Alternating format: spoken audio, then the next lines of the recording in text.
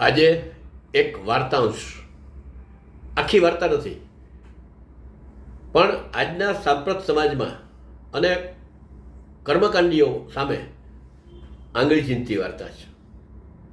આપના અભિપ્રાય તો ચોક્કસ આવકાર્ય રહેવાના જ. તો વાત આમ છે, જો કબરી બિલ્લી આખા ઘરમાં કોઈને જો પ્રેમ કરતી હોય તો રામુની વહુને, અને રામુની વહુ જો કોઈને ધિક્કારતી હોય તો એ કબરી બિલ્લીને. આમ તો રામુની વહુને ઘરમાં આવ્યા ને હજુ માંડ 2 મહિના થયેલા.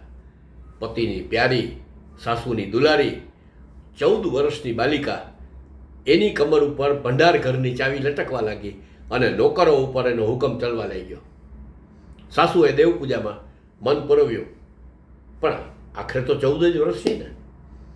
ક્યારેક ભંડાર ઘર ખુલ્લું રહી જાય તો ક્યારેક ઘીનો ટોપ ઉઘાડો રહી જાય ને તરત કબરીનો પરચો મળી જાય. ન રહે દૂધ, ન રહે ઘી. એકવાર તો બજારથી મલાઈ મગાવી, હજી રામુની વહુ પાન લગાવે ત્યાં તો મલાઈ સફાચટ. હવે તો હદ થઈ ગઈ, બિલ્લી પકડવા પાંજરું મગાવ્યું, અંદર ચટાકે જાન વાનગી મૂકી, પણ કબરી ફરકે. એકવાર એવું બન્યું કે વહુએ પિસ્તા બદામ નાખીને સરસ મજાની ખીર બનાવી અને ઊંચે ગોખલા ઉપર ગોઠવી દીધી. કબરી આવી, હમ હમ કરીને સૂઈ ગયો. ઊંચે જોયું, માલ જોરદાર છે. ઊંચાઈનો અંદાજ લગાવ્યો અને લગાવ્યો કૂદકો. આખી ખીરની વાટકી બધી નીચે આવી ગઈ અને કબરી બધી સફાછટ કરી ગઈ. હવે રામુની વહુ ઉશ્કેરાઈ ગઈ. એણે વળતી સવારે એક દૂધનો વાટકો ઉંબર ઉપર સવારના પર મૂક્યો અને પોતે ચાલતી થઈ ગઈ. કબરીએ જોયું કે દૂધનો વાટકો, આહા, એ તો ફટ ચપો ચપ દૂધ પીવા લાગી. પાછળથી ધીમેકથી રામુની વહુ આવી, હાથમાં ધોકો લઈને કબરીને ફાટ દઈને માર્યો. કબરી અહીંયા જ ઢળી પડી. ધબાકો થયો એટલે બધા ઘરના દોડતા દોડતા ભેગા થયા. આમ વહુ અપરાધીની જેમ માથું નીચું કરીને ઊભી હતી. નોકરાણે કહ્યું, હાય હાય, બિલ્લી મરી ગઈ, અમે હવે કામ નહીં કરીએ. રસોઈ કે હું રસોઈ નહીં કરું. તરત સાસુ આવ્યા. સાસુએ કહ્યું કે અરે રે, કે વહુ તમે આ શું કર્યું, કે હવે પંડિત પરમ સુખને બોલાવો, કે આમાં તો પ્રાયશ્ચિત કરવું પડશે. પરમ સુખે પંડિતે ઘરમાં જ કહી દીધું, પંડિતાણી, આજે રસોડામાં માં જશો, આજે પ્રાયશ્ચિત થશે, પકવાન જમવાના છે. કે પંડિત તો આવી ગયા, પંચાંગ ગાઈજ્યું, ટીપણું ગાઈજ્યું, મુહૂર્ત જોયું. બ્રહ્મ મુહૂર્તમાં બિલ્લી મરી ગઈ એટલે કુંભી પાક નરકનું વિધાન છે, પ્રાયશ્ચિત કરવું પડશે. સાસુએ પૂછ્યું, શું કરવું પડશે? બિલ્લીના વજન જેટલી સોનાની બિલ્લી દાનમાં આપવી પડશે. પણ હવે કળિયુગ છે, કોઈ એટલું બધું દાન કરતું નથી, એટલે 21 તોલાની ચાલશે. 21 તોલા? સાસુએ કહ્યું, કંઈક ઓછું કરો. એટલે પછી 11 તોલામાં નક્કી થયું. પણ જો સાથે 10 મણ ઘઉં, 5 મણ ચોખા, 1 મણ દાળ, 5 મણ મીઠું, આ બધું તો આપવાનું જ છે. 5 માણસને 21 દિવસ જમાડવાના. હું એકલો જ જમી જઈશ, એમાં 5નું પુણ્ય મળશે, બરાબર? હવે 11 તોલા સોનું કાઢો એટલે હું ફટાફટ બિલ્લી બનાવી લાવું. સાસુ એકદમ મૂંઝાઈ ગઈ. વહુ નીચું માથું ઢાળીને આંખમાં આંસુ સારતી કબરી બિલ્લીને ધિક્કારતી ઊભી હતી. અને અચાનક નોકરાણી આવી, માજી માજી, બિલ્લી તો ઉઠીને ભાગી ગઈ. હે? અસ્તુ, આભાર. આપને અભિપ્રાય ચોક્કસ આવકાર્ય છે. જય હાટકેશ. કર્મનું ફળ બધાને મળે જ છે. ક્યારે મળે છે ખબર નથી, આ ભવમાં કે આવતા ભવમાં. પણ આને લગતી એક વાત હું કહેવા જઈ રહી છું કે ઘણા વર્ષો પહેલાં એક શાકવાળા ભાઈ અમારે ત્યાં આવતા. એટલે આપણે રોજના શાકવાળા ભાઈ હોય એટલે કોઈક વખત 10-20 રૂપિયા જમા હોય કાં પછી 10-20 રૂપિયા આપવાના હોય, એવું કંઈક ને કંઈક ચાલતું હોય, કેમ કે રોજ એની પાસેથી શાક લેતા હોઈએ. હવે બન્યું એવું કે એ શાકવાળા ભાઈ પાસે, એટલે એમણે મારી પાસેથી 10 રૂપિયા લેવાના હતા, એટલે મારે એમને પૈસા આપવાના હતા. હવે અમુક વખત એવું થાય કે જે રાજસ્થાનના લોકો હોય એ હોળી કરવા જાય પછી પાછા જ ન આવે, કાં ઘણા વખત પછી આવે. તો મારે એમને 10 રૂપિયા આપવાના હતા, પણ એ ભાઈ એમના ગામ જતા રહ્યા. 6-7 મહિના પછી એ ભાઈ પાછા આવ્યા. હવે બન્યું એવું કે ત્યારે પણ હું ટ્યુશન કરતી હતી, તો જે ફી લખવાની હોય એ કંઈક મારે ખબર નહીં, જે મેં ફી લખીને એમાં મેં 1000-1200 રૂપિયા મારી ગણતરી કરવામાં કંઈક ભૂલ થઈ ગઈ, એટલે મેં એ ઓછા લખીને એ પેરેન્ટ્સને આપ્યા હતા.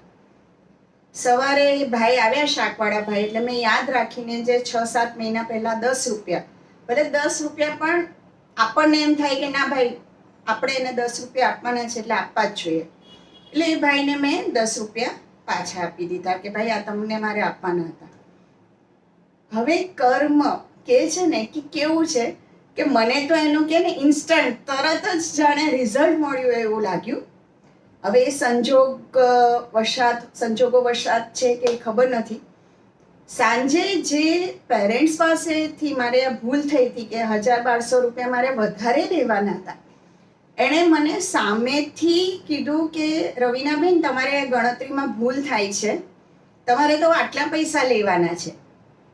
એટલે મેં મારી રીતે પ્રામાણિકતાથી 10 રૂપિયા કોઈકને આપ્યા, એના બદલામાં ભગવાને એની સામે મને 10 ગણા રૂપિયા મારી ભૂલ હતી તેમ છતાં મને પાછા મળ્યા.